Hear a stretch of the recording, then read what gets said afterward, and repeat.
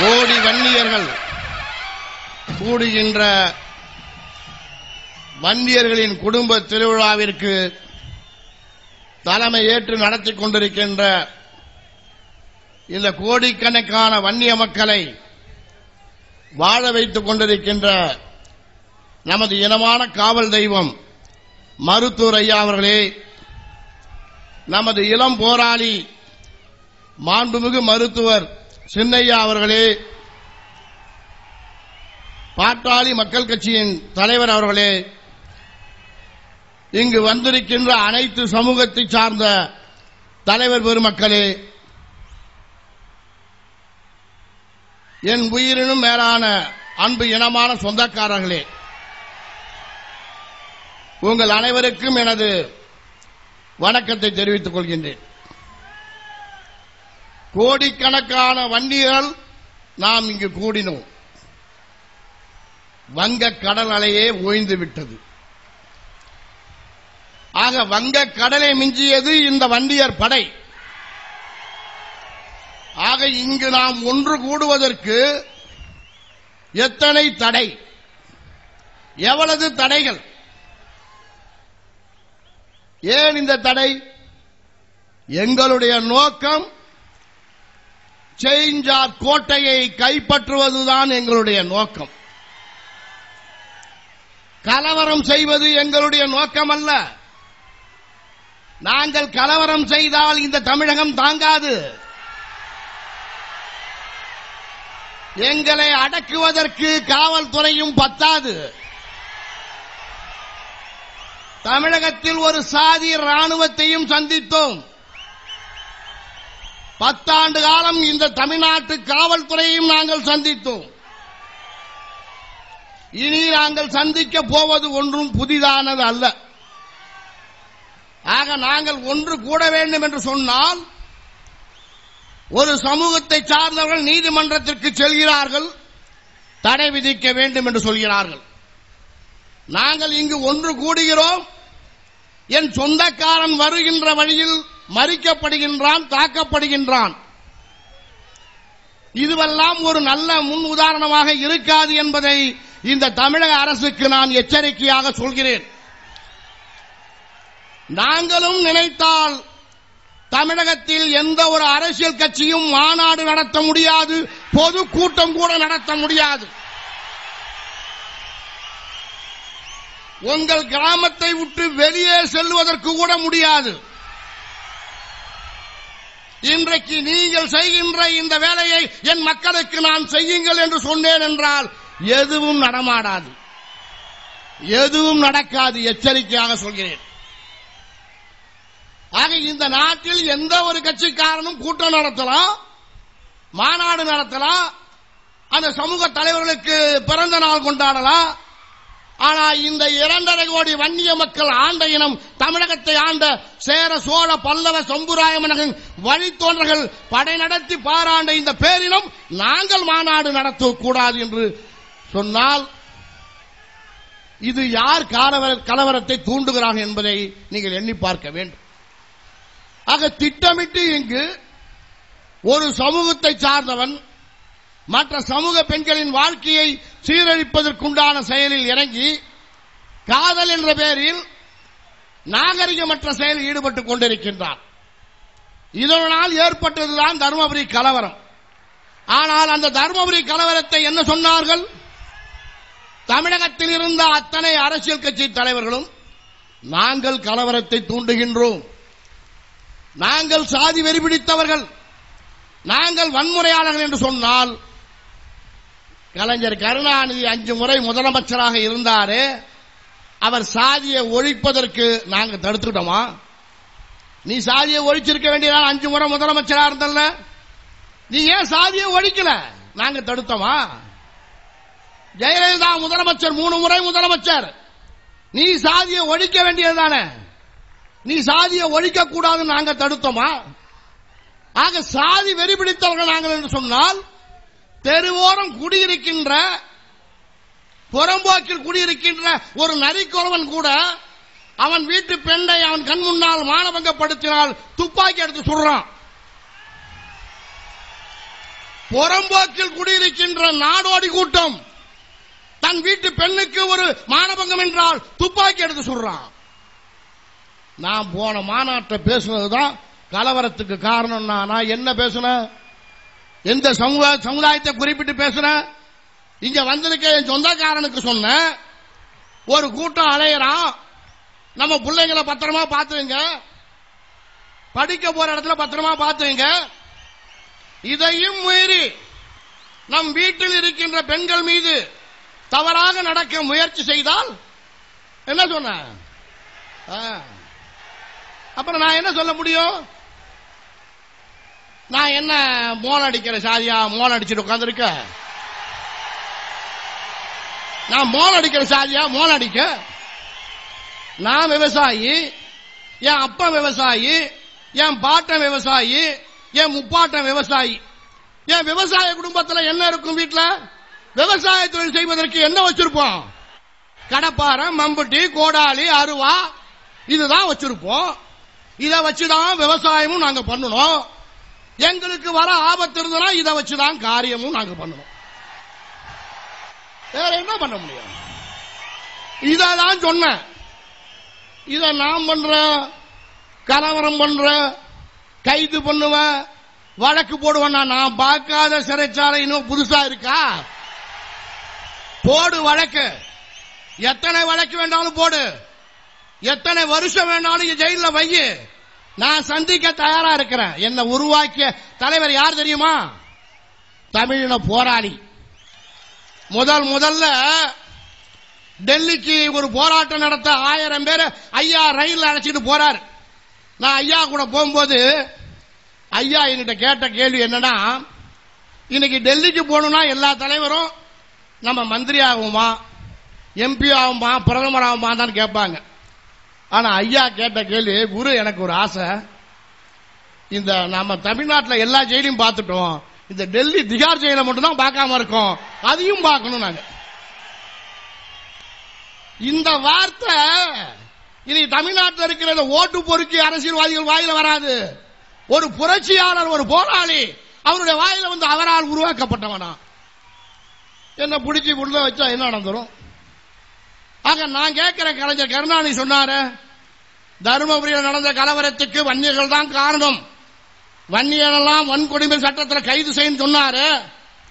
இந்த கலைஞர் கருணாநிதி தென் மாவட்டத்தில் கலவரம் நடந்தது, தேவர் ஜெயந்திக்கு சென்ற தேவரண மக்கள் 10 பேர் கொலை செய்யப்பட்டார்கள். இந்த கலவரத்துக்கு எந்த சாதிக்காரன் காரணம்?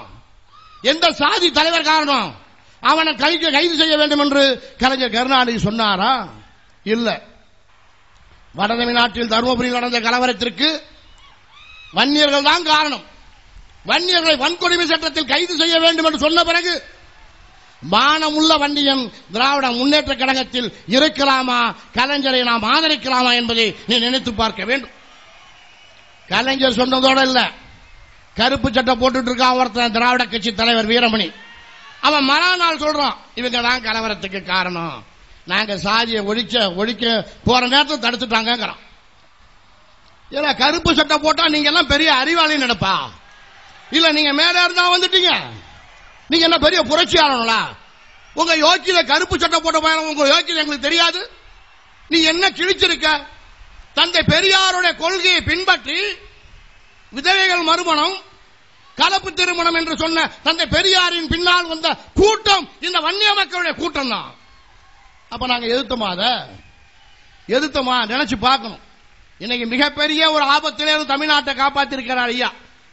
1980 ஐயா மட்டும் வன்னிய சங்கம் துவங்காமல் இருந்திருந்தால் இந்த ஒட்டுமொத்த வன்னிய இளைஞர்களும் இன்றைக்கு வட தமிழ்நாட்டில் நெக்சலைட்டுகளாக உருவாகி இருப்பார்கள்.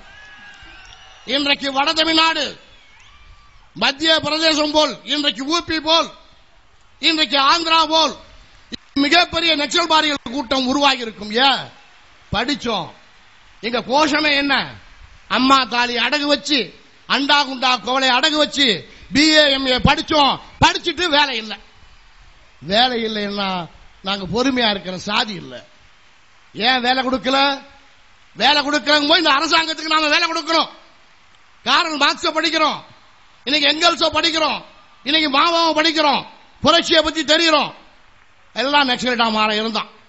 அன்னைக்குதான் ஐயா வந்து அந்த பாதை போவாங்க, உனக்கு இடஒதுக்கீடு வாங்கி தரேன், உனக்கு வேலை வாய்ப்பு வாங்கி தரேன், உன் வறுமையை விரட்டுன்னு சொல்லி இந்த ஒட்டுமொத்த வன்னிய மக்களையும் ஒன்று சேர்ந்ததால் தான் இன்றைக்கு ஐயா வந்த பிறகுதான் இன்றைக்கு தமிழ்நாடு தப்பிச்சது. ஆக இன்னைக்கு நாங்க யாருக்கு எதிராக இருக்கிறோம்? தீண்டாமை ஒழிய வேண்டும். தமிழ்நாட்டில் எல்லா தலைவனும் மேடை போட்டு பேசலாம். தீண்டாமை ஒழிய வேண்டும் என்பதற்கு மேடையில் பேசிவிட்டு சும்மா இருக்கலங்க ஐயா.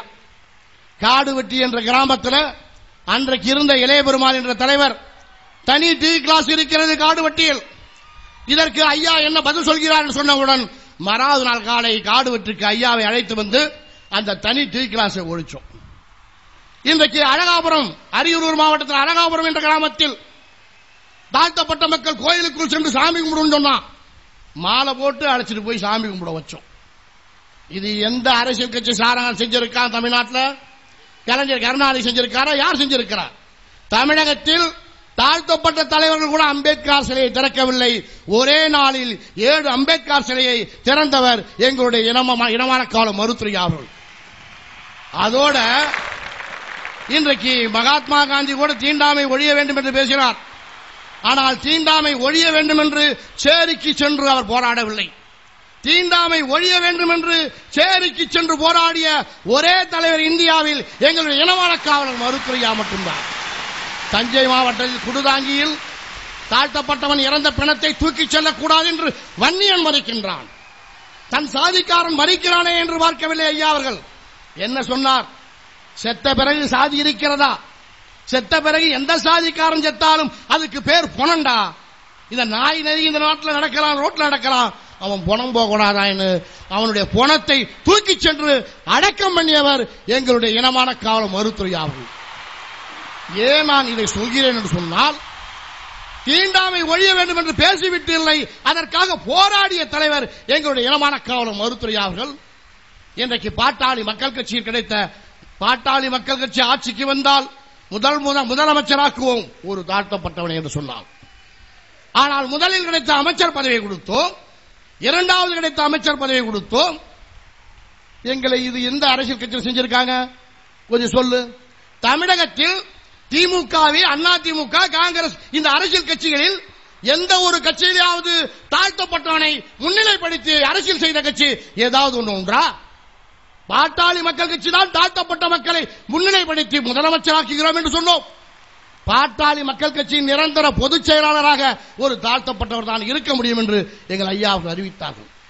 ஆக இப்படி நாங்கள் செய்தோம். ஆனால் இன்றைக்கு ஒரு தலைவர் பேசுகிறார், காதலுக்கு இவர் எதிரானவர்கள் கலப்பு திருமணம் செய்தால்தான் சாதி ஒழியும் என்று சொல்கிறார். சரி, நீங்க சொல்வது சரிதான், கலப்பு திருமணம் செய்தால்தான் சாதி ஒழியும். ஆனால் உங்கள் தாழ்த்தப்பட்ட அமைப்புக்குள் அந்த அட்டவணை பிரிவில் எத்தனை சாதிகள் இருக்கிறார்கள்? பல்லர் சமூகம் இருக்கிறார்கள், பறையர் சமூகம் இருக்கிறார்கள், சக்கிரிய சமூகம் இருக்கிறார்கள். ஆக கலப்பு திருமணம் செய்தால்தான் சாதி ஒழியும் என்று சொல்லும் பொழுது முதலில் பல்லர் பறையர் வீட்டு பெண்ணை கட்டுங்கள், பறையர் சக்கிரி வீட்டு பெண்ணை கட்டுங்கள். இதை செய், இந்த புரட்சி செய். இன்னைக்கு ஒரு தலைவர் பெரிய பிரமாதமாக பேசிட்டு இருக்காரு, அந்த தலைவர் வள்ளுவ பண்டார சமுதாயத்தை சார்ந்தவர். உன் சமூகத்தில் இருக்கிற பெண்களை பறையர் சமூகத்தை சார்ந்த ஆண்களுக்கு கொடு. இந்த புரட்சியை நீ அங்கு செய், இந்த கலப்பு திருமணத்தை செய்து அங்கு சாதியை ஒழி. ஆனா இதை செய்ய மாட்டேங்கிற. அங்க ஏன் தடுக்குது? பல்லர் பறையரும் பொண்ணு கொடுத்து பொண்ணு எடுக்க மாட்டேங்கிறீங்க, பறையரும் சக்கிலியும் பொண்ணு கொடுத்து பொண்ணு எடுக்க மாட்டேங்கிறீங்க. அங்க என்ன தடுக்குது? உங்களுக்கு சாதி தானே தடுக்குது. அப்ப உனக்கே சாதி இருக்கும் போது வீர வண்டிய குல சத்திரிய வம்சமான எங்களுக்கு சாதி இருக்காதா? எங்களுக்கு சாதி இருக்காதா சொல்லு. சாதி வெறி பிடித்தவன் வன்னியன் அல்ல. இன்னும் சொல்ல போனா இந்த வன்னியனுக்கு சாதி உணர்வே கிடையாது. சாதி உணர்வு இருந்தால் இன்றைக்கு தமிழகத்தின் முதலமைச்சராக ஒரு வன்னியன் தான் இருந்திருக்க வேண்டும். சாதி உணர்வு இருந்தால் இங்கு என்ன பண்ணிட்டு இருக்கான் நம்ம ஆளு?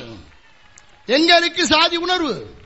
இது ஒரு அறிவு சார்ந்த சாதியாக மாறவில்லை என்று ஐயா அவர்களும் சின்னையா அவர்களும் எவ்வளவு வருத்தப்படுகிறார்கள். ஆக நான் எங்களை பார்த்து சாதி வெறிகள் என்று சொன்னால் என்ன அர்த்தம்? எப்படி சொல்ல முடியும்? எந்த கட்சியில் செஞ்சிருக்கீங்க? கடலூர் மாவட்டத்தில் 2001 இன்றைக்கு ஒரு அறிக்கையை தயார் செய்து அன்றைக்கு தமிழ்நாடு காவல்துறைக்கு கொடுத்தோம். கடலூர் மாவட்டத்தில் விடுதலை சிறுத்தைகள் அமைப்பினரால் காட்டுமிராண்டித்தனமான வன்முறையினால் பாதிக்கப்பட்ட வன்னியர்கள், வன்னிய கிராமங்கள், வன்னிய சொத்துக்கள் முழு விவரம் 82 கிராமங்கள் தாக்கப்பட்டு அழிக்கப்பட்டிருக்கிறது. இது நடக்குமா? ஏன் அவனோட சண்டை வேண்டாம், சமாதானமா போவோம். ஐயா சொன்னதால அவன் அடிச்சா நாங்க வாங்கிட்டு பொறுமையா இருப்போம். இல்லாட்டா இது நடக்குமா? இணைந்த கைகள் ஒரு ஆள் கையை பிடிச்சு தூக்குறாங்க. ஐயா, என் அன்பு தம்பி, நாம் 2 கரங்களும் இணைய வேண்டும், 2 சாதியும் ஒன்று சேர வேண்டும், தமிழ் மண்ணில் கலவரம் இருக்கக்கூடாது, நாம் அரசு அதிகாரத்தை அடைய வேண்டும் என்று சொன்னோமே. ஏன் அதுல இன்னைக்கு ஒற்றுமை போச்சு?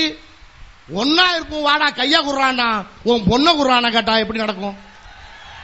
எப்படி நடக்கும்? எப்படி நடக்கும்? அப்ப என்ன, எங்க பொண்ணு எல்லாம் தெருவில் கிடக்கா, கொஞ்சம் வருத்தி கொடுக்க. இப்ப இதை செஞ்சா இது கலவரம் வராதா? இது சாதி வெறியர்கள் சொல்றாரு. யாரு? கலைஞர் கருணாநிதி சொல்றாரு, வீரமணி சொல்றாரு, பொது உடைமை கட்சி தலைவர் தா பாண்டியன் சொல்றாரு. நீங்க சொல்லலாம், நீங்க உங்களுக்கு என்ன சாதினே தெரியல. இன்னும் சொல்ல போனா நீங்க 4ஆம் ஜாதி பயணம் சொல்லலாம். நாங்க அப்படி இல்ல, அப்படி இல்லை. எங்களுக்கு ஆண்டதுக்கு உண்டான அடையாளங்கள் இருக்குல்ல. எங்களுக்கு வீர வன்னியகுல சத்திரியன்ல 45 ஆண்டுகள் இந்த திராவிட கட்சிகளுக்கு நீங்க மேடையில் பேசின அழகான வசனங்களை கேட்டு, நீங்க ஆடின ஆட்டத்தையும் போட்ட கூத்தையும் பார்த்துட்டு, உங்களுக்கு ஓட்டு போடுற சாதியா, கொடி பிடிச்சு கோஷம் போடுற சாதியா, அடியாளுக்கு செல்ற சாதியா நாங்க இருந்தோமே. எங்களுக்கு கொடுத்தது என்ன? சாராயத்தை மட்டும்தானே கொடுத்த. சாராயத்தை கொடுத்து எங்களை குடிகார சாதியா மாத்தி எங்க குடியை கெடுத்தது கலைஞர் கருணாநிதி தான் என்பதை நாங்க மறந்துட முடியுமா?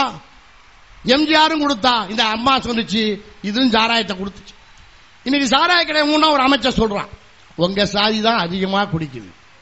அந்த அமைச்சருக்கு சொல்றேன், நாங்க குடிக்கிற சாதியாடா? என் பாட்டங்காலத்தில் குடிப்பதே கேவலமா நினைச்ச சாதி என்னைக்கு சாராய கடை திறந்தையோ ஒட்டுமொத்த சாதியும் குடிகார சாதியாக மாத்தினது நீங்க தான்டா. இந்த குடியினால எங்க குடும்பம் அழிஞ்சு போச்சு. எங்க சமூக பெண்கள் வறுமையில வாழ்ந்துட்டு இருக்காங்க. இந்த குடியில இருந்து மீட்டெடுக்க வேண்டும் என்றுதான் எங்கள் ஐயா அவர்கள் போராடுகிறார்கள். அப்பதான் இந்த சாதி வாழணும். அங்க நீங்க தான் குடிக்கிற சாதிங்கிறான். சாராயம் காய்ச்சி சாராய கடை முன்னா நீங்க சாராயம் காய்ச்ச பாக்குறீங்களாங்கிறான். அந்த அமைச்சருக்கு அவன் மாவட்டத்தில் இருக்கிற பார் அத்தனையும் ஏலம் விடாம அவன் சொந்தக்காரன் நடத்துறான். அவன் நம்மள சாராயம் காய்ச்ச போறாங்க. சாராயம் காய்ச்சற சாதியா? எங்களுடைய குலத்தொழிலே போர் புரிவதும் விவசாயம் செய்வதும் தான் எங்களுடைய குலத்தொழில். இதை நான் சொல்லல, வெள்ளக்காரன் சொல்லி இருக்கான், எழுதி வச்சிருக்கான். தமிழ்நாட்டில் ஒவ்வொரு சாதியோட குலத்தொழில சொல்லி இருக்கான். அப்ப வன்னியர்கள் மிக பெரும்பான்மை சாதி, 2.5 கோடி மக்கள் வன்னிய மக்கள். இவர்களுடைய குலத்தொழில் போர் புரிவதும் விவசாயம் செய்வதும் தான். இந்த நாட்டு மக்களுக்கு தேவையான உணவுப் பொருட்களை உற்பத்தி செய்து கொடுக்கின்ற சாதி. நெல்ல பயிர் வச்சு கொடுக்கிறோம், பருத்திய பயிர் வச்சு கொடுக்கிறோம், கரும்பை பயிர் வச்சு சர்க்கரை கொடுக்கிறோம். இன்னைக்கு அழகான வீடுகளை கட்ட கொத்தனாரா இருக்கிறோம். தினம் லட்சக்கணக்கான என் சமூக பெண்கள் மாடு மேய்ச்சி 10 லிட்டர் பாலை கறந்து டெப்போல ஊத்திட்டு அந்த ஒரு மாட்டை வச்சு குடும்பம் நடத்துது. இப்படி வறுமையில் நாங்க வாழ்ந்துட்டு இருக்கோமே. எங்களுக்கு 3 வேளை சோறு உண்டா? எங்களுக்கு ஒழுகாத வீடு உண்டா? எங்க வீட்டு பெண்கள் திருமணத்துக்கு செல்வதற்கு ஒரு பட்டுப்புடவைக்கு வழி இருக்கா? ஆக 45 ஆண்டு கால சொந்த ஆட்சியில இப்படி வறுமையில வாழ்ந்துட்டு இருக்குமே. இத பத்தி எவன் கவலைப்பட்டா? இங்க இருக்கிற முதலமைச்சர்கள் கவலைப்பட்டது எங்க ஐயா. ஆக இதை கேட்டதுக்காக எங்க ஐயா மதுரைக்கு போக கூடாது, கடலூருக்கு போக கூடாது, தர்மபுரிக்கு போக கூடாது தடை போடுற. தடையை உடைக்க ரொம்ப நாள் ஆகாது. உங்க அனுமதியை வாங்கிக்கிட்டு நாங்க எந்த கூட்டமும் நடத்தியதில்லை. ஒரு வரலாறு சொல்றேன் காவல்துறைக்கு. 81 இருந்து 87 வரைக்கும் காவல்துறையோட அனுமதியை வாங்கி நாங்கள் எந்த கூட்டமும் நடத்தியது கிடையாது. அனுமதியை கொடுக்க மறுத்தாலும் அதை மீறி நான் கூட்டம் நடத்திருக்கின்றோம். அதை செய்ய இப்ப எங்களால முடியும். எங்களுக்கு தடை போடுவது எங்களுடைய ஐயா மட்டும்தான், இப்ப வேற யாரும் கிடையாது. பார் ஒன்னாலும் ஒரு வார்த்தை ஐயா சொன்னாங்கன்னா இந்த தமிழ்நாடே அசையாது, எதுவும் அசையாது. எங்க ஐயாவை நடமாடக்கூடாதுன்னு சொன்னீங்களே, எவரும் கூட்ட விட்டு வெளில வர முடியாது, யாரும் எங்க நடமாட முடியாது, செய்ய முடியும். ஆக இப்படியெல்லாம் ஒரு குறிப்பிட்ட வன்முறை எல்லாம் சொல்றீங்க. ஒரு தலைவர் பேசுறார், தெற்க போனா மரவனை வெட்டுவோம் மரத்தை கட்டுவோம், மேற்கு கவுண்டச்சை வெட்டுவோம் கவுண்டனை வெட்டுவோம் கவுண்டச்சை கட்டுவோம், வன்னியம் கொண்டாட்டி எங்களுக்கு வப்பாட்டி, இந்து பெண்களின் வயிற்றில் ஆதி திராவிடின் கரு வளர வேண்டும். இது என்ன தேசிய கீதமா? கலைஞர் கருணாநிதியை இந்த பேச்சு என்ன தேசிய கீதமா? தேசிய ஒற்றுமையை ஏற்படுத்துமா இந்த பேச்சு? நாம் பேசுறது வன்முறைன்னு தா பாண்டியன் சொல்றான், வீரமணி சொல்றான். அப்ப இவன் பேசுனது தேசிய கீதமா? சொல்லு. நீ அரசியலுக்காக கூட்டி கொடுக்கலாம், ஆனா அரசியலுக்காக கூட்டி கொடுக்கிற சாதி இல்லடா நாங்க. கூட்டி கொடுக்கிற சாதி இல்லடா நாங்க. எங்களுக்கு வரலாறு உண்டு. எங்க வரலாறு தொலைச்சிட்டோம். 52 வந்து எங்க சமூக தலைவர்கள் விலை போனோம். அதனால இன்னைக்கு உங்கள்கிட்ட அனுமதி கேட்டு கையேந்திட்டு நிக்கிறோம். இல்லாட்டா அனுமதி கொடுக்க இடத்துல நாங்க இருந்திருப்போம். இன்னைக்கு வரப்போகுது. தெளிவா இந்த கூட்டத்தோட நோக்கமே என்னன்னு உங்களுக்கு தெரிஞ்சுக்கணும். இந்த கூட்டத்தோட நோக்கமே 2016 ஒரு வன்னியர் மாண்புமிகு நம்ம சின்னையா அவர்கள் முதலமைச்சராக வர வேண்டும். அதுதான் இந்த கூட்டத்தின் நோக்கம், செய்தி. இத இங்க கைத்தட்டி கோஷம் போட்டு வாழ்க வாழ்கன்னு சொல்லிட்டு போனா நடக்காது. ஏன்னா என்ன ஆகும்னா, இப்ப வன்னியர் கோஷம் போடுறீங்க, ஆனா எப்ப சாதியை நினைக்கணுமோ அப்ப சாதியை மறந்துடுறீங்க. எப்ப மறக்கிறீங்க? ஓட்டு போடும் போது மறந்துடுறீங்க. என்ன நடக்குது? சின்னையா சொன்னார், பணத்தை கொடுக்கலாம். இப்ப நாடாளுமன்ற தேர்தல் வரப்போகுது. நாம தனியாதான் நிக்கிறோம், யாரோடையும் கூட்டணி இல்ல. தனியாக 40 தொகுதியில் நிக்கிறோம். குறைந்தது 10 தொகுதியில் வெற்றி பெற போகிறோம். அதுக்கு நீங்க என்ன செய்யணும்? இந்த தேர்தலில் கலைஞர் ஓட்டுக்கு 2000 ரூபாய் கொடுப்பாரு. அம்மா தெளிவா சொல்லிட்டாங்க, தமிழ்நாட்டின் முதலமைச்சராக நான் வந்து உங்களை செல்வ செழிப்போடு வளமோடு வாழ வச்சுட்டேன். இனிமே இந்திய நாட்டின் பிரதமராக தான் ஆகணும். அதனால ஓட்டுக்கு 3000 ரூபாய் இன்னொன்னு கொடுக்கிறது பாக்கி இருக்கு. ஆடு மாடெல்லாம் கொடுத்தாச்சு. அடுத்தது இந்த ஓட்டு போட்டீங்கன்னா உங்களுக்கு பன்னி குட்டி எல்லா பேருக்கும் தருவாங்க. எல்லா பேரும் பண்ணி மேய்க்கிறாங்க. நம்மால என்ன செய்வான்? சிந்திக்க மாட்டான். ஆடு கொடுத்து மாடு கொடுத்து கேவலமா நினைச்சானா ஆட்டு மாட்டை வாங்கி மேய்க்கிறான். ஆடு மாடு மேய்ச்சிக்கிட்டு தாண்டா எங்க புள்ள ஏற்கனவே இருக்கு. எங்க புள்ள ஆடு மாடு மேய்க்க பிறக்கல. எங்க வீட்டு பிள்ளைங்க கலெக்டரா வரணும், நீதிபதியா வரணும், டாக்டரா வரணும், அதுக்கு தனி ஒதுக்கீடு கொடுறான்னு ஐயா கேட்டு போராடிட்டு இருக்காரு. அம்மா ஆடு மாடு கொடுக்குது. பன்னி கொடுத்தா என்ன பண்ணுவான் நம்மாலு? மாடு ஒரு குட்டி தான் போடுது, பன்னி 10 குட்டி போடுது, நல்ல வருமானம் தான் பன்னி மேய்க்க கிளம்பிடுவான். ஏன்னா இன்னும் அறிவுபூர்வம் வளரல. அதை தான் இன்னைக்கு சொல்றோம். 2000 ரூபாய் கொடுப்பான், 3000 ரூபாய் கொடுப்பான். நம்ம கிட்ட பணம் கிடையாது. ஒண்ணுகிட்டையும் பணம் இல்லை, என்னகிட்டையும் பணம் இல்லை, கட்சியிலையும் பணம் இல்லை. எங்க இருந்து கொடுக்க முடியும்? நீ என்ன கூலிக்கு மாரடிக்கிற கூட்டமா? இது உன் கட்சி, உன் சாதி கட்சி.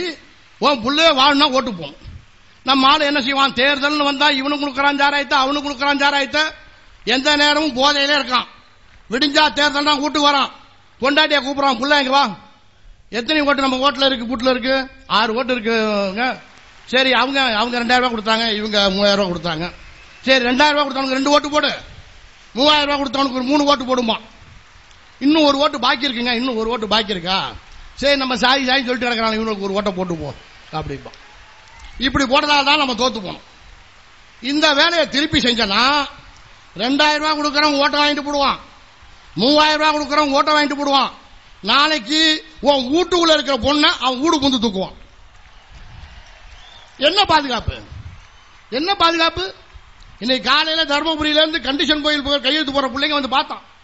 நாங்க இரவோட போய் நாளைக்கு கையெழுத்து போட போறோம். என்ன ஜாமீன் எடுக்க முடியல. எந்த நீதிமன்றத்துக்கு போனாலும் அவன் தான் நீதிபதியா இருக்கான். ஏன்? நம்ம பிள்ளைகளை படிக்க வைக்கணும்னா ஸ்கூல் பீஸ், ஹாஸ்டல் பீஸ், சாப்பாட்டு பில்லு எல்லாம் பணம் கட்டணும். கட்டி எங்க படிக்க வைக்க முடியும்? அவனுக்கு 18% எல்லாம் இலவசம். கல்யாணம் பண்ணா புள்ள பத்தா வேலைக்கு போற வரைக்கும் எல்லாம் இலவசம் அவனுக்கு. அப்ப எல்லா நீதிமன்றத்திலும் அவன் தான் இருக்கான். வெளிப்படையா நீதிமன்றத்திலே பேசுறான். எங்க ஆளுங்களை அடிச்ச வழக்கா உனக்கு ஜாமீன் இல்லைன்னு நீ சாதி வெறியோட சொல்றான். அப்ப உனக்கு என்ன பாதுகாப்பு இருக்கு இன்னைக்கு இந்த சமூகத்துல? உனக்கு இருக்கிற ஒரே பாதுகாப்பு நமது இனமான காவலர் மருத்துவரையா மட்டும்தான் உனக்கு பாதுகாப்பை தவிர வேற எந்த பாதுகாப்பும் இல்ல.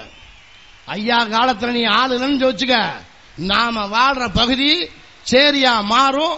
நாம தீண்ட தகாத சாதியா ஒதுக்குவான். நம்மளை எவனும் நம்மளை பார்த்து கேட்க மாட்டோம். இன்னைக்கு தருமபுரி கலவரத்தில் பார்த்தோமே, தமிழ்நாட்டில் இருக்க எந்த கட்சிக்காரனாவது நம்மளை ஆதரிச்சு பேசுவானா? கருணாநிதி கைது பண்ண சொன்னான், வீரமணி கைது பண்ண சொன்னான், தாப்பாண்டியன் கைது பண்ண சொன்னான். இந்த அம்மையார் ஐயாவை நடமாடக்கூடாதுன்னு தடை போட்டுது. அந்த சமூகத்தை சேர்ந்தவன் தமிழ்நாடு மட்டுமல்ல இந்தியா முழுக்க அத்தனை சமூக தலைவர்கள் கூட்டம் போட்டு பேசினான், போஸ்ட் அடிச்சு விட்டுனான், பொதுக்கூட்டம் நடத்தினான், ஐயாவை கண்டமேனிக்கு திட்டினான், இந்த சாதியை திட்டினான். மானம் ரோசம் சூடு சுரண உன் உடம்புல இருக்கா? உன் உடம்புல ஓடுறது வன்னிய ரத்தம் தானாங்க, சிந்திச்சு பார்க்க வேண்டாமா? ஆக இந்த வீரத்தையும் மானத்தையும் நாம வீச்சர்வாளை எடுத்து காட்டினா வேலைக்காவாது. வீச்சர்வாளால இனிமே காரியம் பண்ண முடியாது. ஆக தேர்தலில் கொடுக்கிறான் பார் உன் கையில் அந்த ஓட்டு முத்திரைய, அதனாலதான் நம்ம இன்னைக்கு காரியம் பண்ணி ஆகணும். அதை சரியா குத்தி ஒட்டுமொத்த 2.5 கோடி வன்னிய மக்களும் பாட்டாளி மக்கள் கட்சிக்கு மாம்பழத்துக்கு ஓட்டு போட்டோம்னா நம்ம கிட்ட எவனும் அசைக்க முடியாது. நாம தான் அடுத்த முதலமைச்சர். ஆக இதை நிரூபிக்கணும். ஏதோ கூடணும் சத்தம் போட்டோம், கோஷம் போட்டோம், கலைஞங்கிறதுக்காக இந்த கூட்டம் கிடையாது. நீ நீங்க எல்லாமே வீட்டுக்கு போய் சொல்லு, உங்க அப்பாட்ட சொல்லு, உங்க அம்மாட்ட சொல்லு, உங்க அக்காட்ட சொல்லு, உன் மாமன்ட்ட சொல்லு, உன் மச்சான்ட்ட சொல்லு, உன் அத்தைட்ட சொல்லு. என்ன சொல்லு? ஐயா என்ன சொன்னார், சின்னையா என்ன சொன்னார், உன் ஓட்டு மாம்பழத்துக்கு போட சொன்னார். இந்த நாட்டை நாம் ஆள வேண்டும், ஒரு வன்னியன் முதலமைச்சராக ஆள வேண்டும் என்ற செய்தியை சொல்லு. அந்த செய்தியை போய் சொல்லு. ஏதோ கூடி கலைஞனும் இல்ல. நாம யாரு? நாடாண்ட பரம்பரை. இப்ப நாதியற்று போயிருக்கிறோம். மீண்டும் நாடாட வேண்டும். மீண்டும் நாடாட வேண்டும் என்றால் மீண்டும் திண்டிவனத்திலிருந்து தீப்பிழம்பாக உருவாகியவர் நமது இனமான காவல மருத்துவராகும். எப்படிப்பட்ட சாதி? நம்ம வீரமுள்ள சாதி. நாம வீரத்துக்கு அடையாளமாக வாழ்ந்து மறைந்தானே மாவீரன் வீரப்பன். சொல்லு, மாவீரன் வீரப்பன். வீரப்பனை சொன்ன அரசாங்கம் கொலகாரன் சொன்னான், கொள்ளக்காரன் சொன்னான். ஆனா அந்த வீரப்பன் உயிரோடு இருக்கிற வரைக்கும் ஒகேனக்கல் பக்கம் ஒரு கர்நாடகத்துக்காரன் வரல. ஆனா வீரப்பன் செத்த பிறகு ஒகேனக்கல் எங்களுக்கு சொந்தம் என்று ஒகேனக்கல்ல போராடுறாங்க கர்நாடகத்துக்காரன். நீ முதலமைச்சராக இருந்த புடுங்கிறதா கொஞ்சம் நினைச்சு பாரு. ஆக ஒரு வீரப்பன் அந்த கர்நாடக தமிழ்நாட்டு எல்லையை எல்லைச்சாமி மாறி ஒரு வீரனார் ஐயனார் மாறி எல்லையை காவல் காத்திருக்கான். ஒரு வீரவன்னிய 36 வருஷம் தமிழ்நாடு காவல்துறை, கர்நாடக காவல்துறை, இந்திய ராணுவம் இத்தனையும் சேர்ந்து நேருக்கு நேர் சண்டை போட்டு ஜெயிக்க முடியவில்லை. ஒரு வீரவன்னியனை மோரிலே விஷம் கொடுத்துதான் கொல்ல முடிந்தது. மாவீரன் வீரப்பன் செத்த பிறகுதான் அவன் மீசை மயிரை கூட புடுங்க முடிந்தது என்பது நம்முடைய வரலாறு. இந்த வரலாறில் வந்தவர்களாம். இதோட நமக்குள்ள பெருமை. மற்ற சமூகங்கள் உருவான வரலாறு உண்டு, ஆனால் நமக்கென்று ஒரு வரலாறு உண்டு. இந்த வரலாறை நாங்கள் எழுதவில்லை, இங்கு ஐயா எழுதவில்லை, இந்து மதம் சொல்கிறது. இந்து மதத்தில் 18 புராணங்கள், இதில் 9வது புராணம் வீரவன்னிய புராணம். அந்த வீரவன்னிய புராணம் என்ன சொல்கிறது? வாதாபி என்ற அசுரனை அழிப்பதற்கு சம்புமா முனிவரை யாகம் செய்ய சொல்லி அந்த அக்னிகுண்டத்தில் வன்னி குச்சை போட்டு நெருப்பை உண்டாக்கி சிவபெருமான் பார்வதி இணைந்து நின்று தனது நெற்றிக்கண்ணில் இருந்து ஆகுதி நீரை தாமரை இதழ் எடுத்து அந்த அக்னிகுண்டத்தில் போட, அந்த அக்னிகுண்டத்தில் இருந்து வீரவாளோடு வெள்ளக்குதிரை தோன்றிய வந்தான் வீரவன்னிய மகாராஜா. அவன் வழி வந்தவர்கள்தான் இந்த வீரவன்னியர் கூட்டம். சிவபெருமான் சொல்கிறார், சம்புமா முனிவர் யாகத்தில் உருவானால் உனது ஓத்திரம் சம்பு மகரிஷி ஓத்திரமாகும். வன்னி குச்சி நெருப்பில் நீ உருவானால் நீ வீரவன்னியன் என்று அழைக்கப்படுவாய். சிவபெருமானும் பார்வதியுமே நமக்கு தாயும் தந்தையுமாவும். முருகனும் விநாயகரும் உனக்கு சகோதரர்கள். விஷ்ணு நமக்கு மச்சான். வீரவன்னியனுக்கு திருமணம் செய்ய முடிவு செய்கிறார்கள். தேவேந்திரன் என்ற இளைய பெண் மந்திரமாலாவை வீரவன்னியனுக்கு திருமணம் செய்து வைக்கிறார்கள். இந்த வரலாறு புராணத்தை நாங்கள் சொல்லவில்லை, இந்து மதம் சொல்கிறது. ஆக அதர்மத்தை அழித்து தர்மத்தை நிலைநாட்ட பிறந்தவன் தான் வீரவன்னியகுல சத்திரியன். சத்திரியன் என்றால் அரசு குலத்தவன், இந்த நாட்டை ஆண்டவன். நமது குலப்பெருமையை சொன்னேன். நாம் மிட்டாம் ராசுகளாக வாழ்ந்த கதையை சொன்னேன். ஜமீன்களாக ஆண்ட கதையை சொன்னேன். நமது புராண கதை சொன்னேன். இன்றைக்கு நாம் எப்படி இருக்கின்றோம்? ஓட்டு போடுற சாதி, கொடி பிடிக்கிற சாதி, கோஷம் போடுற சாதி, இதை விட கேவலமாக குடிகார சாதியாக நாம் இருக்கிறோம் என்பதை எண்ணி பார்த்து ஒவ்வொரு வன்னியனும் வெட்கப்பட வேண்டும். ஒவ்வொரு வன்னியனும் வெட்கப்பட வேண்டும். ஆக மானமுள்ள வன்னியன், வீரமுள்ள வன்னியன், இந்த தமிழகத்தை நாங்கள் ஆண்டே தீர வேண்டும். ஒரு வன்னியர் நமது சின்னையா அவர்கள் முதலமைச்சராக வந்தே தீர வேண்டும் என்று சபதம் ஏற்க வேண்டும். சபதம் ஏற்க வேண்டும். அந்த நாள் வெகு தொலைவில் இல்லை. நமது பிராமண சங்க தலைவர் சொன்னது போல் 2016க்கு நாம் தயாராகுவோம். அதனுடைய முன்னோட்டம் தான் வருகிற நாடாளுமன்ற தேர்தல். இந்த நாடாளுமன்ற தேர்தலில் நாம் மிகப்பெரிய வெற்றியை பெற வேண்டும். இன்றைக்கு தெளிவாக எண்ணி பாருங்கள். இன்றைக்கு எத்தனை சமூகம் நம்மை எதிர்க்கிறார்கள். ஒரு குறிப்பிட்ட சமுதாயம் அவர்கள் வளர வளர என்று நினைக்கிறான். அரசாங்க சலுகை சட்டமும் சாதகமாக இருக்கிறது. இதை இரண்டையும் பயன்படுத்திக் கொண்டு மேல வந்துட்டு இருக்கான். இன்னும் 10 வருஷம் பார்த்தா இன்றைக்கு தமிழகத்திலேயே மிக மிக மிக மிக உயர்ந்த சாதியாக அவன் தான் இருப்பான். வரட்டும், மேல வருத்தம் இல்லை. ஆனால் அவன் மேல வர வர என்று நினைக்கிறான் மற்ற எல்லோரையும் அடிமைப்படுத்த வேண்டும், நம் சமூக பெண்களை கொண்டாட்டியாக்க வேண்டும் என்று நினைக்கிறான். ஆக உனக்கு இருக்கிற பாதுகாப்பு என்ன? இதையெல்லாம் நாம் சிந்திக்க வேண்டும். ஆக இந்த நிலைமை சிந்தித்து பார்த்து இன்றைக்கு ஐயாவின் தலைமையில் ஒட்டுமொத்த வன்னிய மக்களும் ஒன்று கூட வேண்டும். நாங்களும் வாழ வேண்டும் என்று சொன்னால் நாங்களும் இந்த நாட்டை ஆள வேண்டும். ஆளுகின்ற தகுதி, திறமை நமது மாண்புமிகு சின்னையா அவர்களுக்கு இருக்கிறது என்பதை சுகாதாரத்துறை அமைச்சரை நாம் நிரூபித்து காட்டியிருக்கின்றோம். பல சாதனைகளை நமது சின்னையா அவர்கள் செய்து காட்டியிருக்கின்றார். 108 விட்டிருக்கின்றார். பல கோடி ரூபாய் திட்டத்தை இங்கு கொண்டு வந்திருக்கின்றார். இந்தியாவில் அனைத்து முதலமைச்சர்கள் நமது சின்னையாவை பாராட்டுகிறார்கள். ஐநா சபையில் புகையிலை தடுப்பை பற்றி பேசும்போது வெள்ளக்காரர்கள் பாராட்டுகிறார்கள், விருது கொடுக்கிறார்கள். நாடாளுமன்றத்தில் சுகாதாரத்துறையின் சார்பாக கேட்கின்ற கேள்விகளுக்கு பதிலை சொல்லும்போது நாடாளுமன்ற சபாநாயகர் சொல்கிறார், அவர் சுகாதாரத்துறை அமைச்சர் மட்டுமல்ல, ஒரு நடமாடும் சுகாதாரத்துறை பல்கலைக்கழகம் என்று நமது சின்னையாவை பாராட்டுகிறார். இப்படிப்பட்ட ஒரு மிகப்பெரிய தலைவரை நாம் வைத்திருக்கின்றோம். திறமை, ஆற்றல் இருக்கிறது. ஆனால் எங்கள் திறமையை என்னவோ தெரியவில்லை, பத்திரிகைக்காரர்கள் சொல்ல மாட்டேங்கிறார்கள். ஏன் சொல்ல? அங்கேயும் சாதிதான், அதுவும் சாதி வெறிதான். ஏன் பத்திரிகா தர்மம்? என்ன பத்திரிகா தர்மம்? சாதி வெறிதான் அங்க இருக்கு. ஏன் ஜாதியை மட்டும் சொல்ல மாட்டேங்கிறேன்? இந்த நாட்டில் எல்லாருக்கும் சோறு போடுற சாதி நாங்க. உன் பேப்பரை பேப்பர் வருது, பத்திரிகை பேப்பர், இது நான் பயிர் வைக்கிற ஆர்எஸ்பி மரத்துல இருந்து வருது. அந்த ஆர்எஸ்பி மரத்தை என் கிராமத்தில் பயிர் வச்சா குடிக்க எனக்கு தண்ணி இருக்காது, சுவாசிக்க நல்ல காத்து இருக்காது. இவ்வளவு கஷ்டங்களை அனுபவித்துக் கொண்டு அதை பயிர் வச்சு உனக்கு பேப்பரை கொடுக்கிறோம். ஆனா ஏன் சாதியை பத்தி எழுத ஓ சாதி தடுக்குது. ஏன் வெளிப்படையான உண்மை? என்ன உள்ள பத்திரிகை தர்மம் போட்டு பண்ணுது? ஏன் வெளிப்படையான உண்மை? ஆக எங்களை தடுத்தால், நான் சொல்றேன், தெளிவா சொல்றேன், இந்த பத்திரிகை எங்களை பாராட்டி எழுதி நாங்க ஒன்றும் வளரல. இவ்வளவு பெரிய கூட்டத்தை கூட்டணும், இந்த பத்திரிகையால கூட்டணும் இல்ல. பன்னீர்செல்வ காலத்தில் எங்களை ஆதரிச்சு யார் பேசுறீங்க? அப்ப 107 சாதிக்கு இடஒதுக்கீடு வாங்கி கொடுத்தோமே, இந்த 107 சாதிக்காரன் செத்தானா? 21 பேர் என் சொந்தக்காரன் செத்தான். ஏன் சாதி பொம்பளைங்க தாலி அறுத்தா 1,00,000 பேர் சிறைக்கு போனோம். 107 பேருக்கு இடஒதுக்கீடு வாங்கி கொடுத்தோமே, அதை பெருந்தன்மையோடு எந்த பத்திரிகையாவது பாராட்டினீங்களா? ஆனா அதை கேவலப்படுத்துகிறவங்களை எங்களை மரம் வெற்ற சாதின்னு சொன்னீங்களே, இதுதான் பத்திரிகை தர்மமா? ஆக எங்களை மட்டும் ஒதுக்கிறதுக்கு என்ன காரணம் சொல்லு? நாங்க என்ன பண்ணோம்? என்ன பண்ணோம்? பெரும்பான்மை சாதி நாங்க இந்த நாட்டை ஆளக்கூடாது, அதுதானே உங்க திட்டம். ஆக ஏன் சாதி இந்த நாட்டை ஆளக்கூடாது? நாங்க காலம் பூரா உங்களுக்கு ஓட்டு போற சாதியா இருக்கணும், நீங்க கொடுக்கிற சாராயத்தை குடிச்சு குடிகார சாதியா இருக்கணும், வறுமையிலே கிடந்து சாகணும். ரொம்ப காவல்துறை அதிகாரிகளும் கவலைப்படுறாங்க. நீங்க மாநாடு நடத்துனீங்கன்னா சுனாமி வந்தா செத்து போயிட்டா என்ன பண்றது? எப்படா சுனாமி வந்து எல்லாம் சத்து போவான்னு நினைக்கிற இந்த நாட்டில் எங்களை காப்பாற்ற ரொம்ப கஷ்டப்படுறாங்க. சுனாமி வந்து எல்லாம் எங்களை ஒன்னும் அழிக்க முடியாது. சுனாமிலே எங்க ஆளுங்க ஸ்விம்மிங் பண்ணுவான்.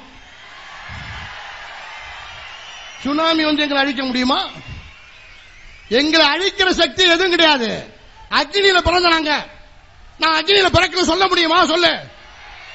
வாதாபி யாரு? சூரனை சம்ஹாரம் செய்த பிறகு அசுரகுலம் அழிந்து விடுகிறது.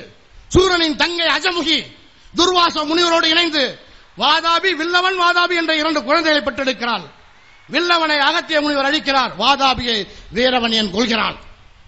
ஆக திரௌபதி மகாபாரதம் சொல்கிறது அக்னியில் இருந்து பிறந்தாள். அந்த திரௌபதியை வழிபடுகின்ற சாதி எங்கள் வன்னிய மக்கள். சீதையை ராவணன் கடத்தி சென்ற பிறகு சீதை கலங்கமற்றவள் என்று நிரூபிக்க ராமர் அக்னியில் இறங்க சொல்கிறார். சீதை அக்னியில் இறங்கி தான் குற்றமற்றவள் என்பதை நிரூபிக்கிறாள். ஆக சீதை அக்னியில் வருகிறார், திரௌபதி அக்னியில் வரும்போது இந்த வன்னியன் அக்னியில் வந்தது இல்லை என்று யாராலும் சொல்ல முடியாது. ஆக அக்னியில் பிறந்த நாங்க எங்கள் அழிக்க யாராலும் முடியாது. ஆக எத்தனை தடைகள் போட்டாலும் தடைகளை தகர்த்தெறிந்து விட்டு கோட்டையை கைப்பற்றுவோம். கோட்டை எங்கள் வசப்படும். அந்த கோட்டையில் எங்களுடைய மாண்புமிகு சின்னையா அவர்கள் கொடியேற்றுகின்ற காலம் வெகு தொலைவில் இல்லை என்பதை சொல்லி நாங்களும் வாழ வேண்டும் என்று சொன்னால் நாங்களும் ஆள வேண்டும் என்று ஒவ்வொரு வன்னியினுடைய இதயத்திலும் பதிவாக வேண்டும். இந்த செய்தியை நமது மக்களிடம், நமது சொந்தக்காரர்களிடம், உங்கள் சொந்தக்காரர்கள் செல்ல வேண்டும் என சொல்லி நன்றி கூறி விடைபெறுகிறேன். நன்றி, வணக்கம்.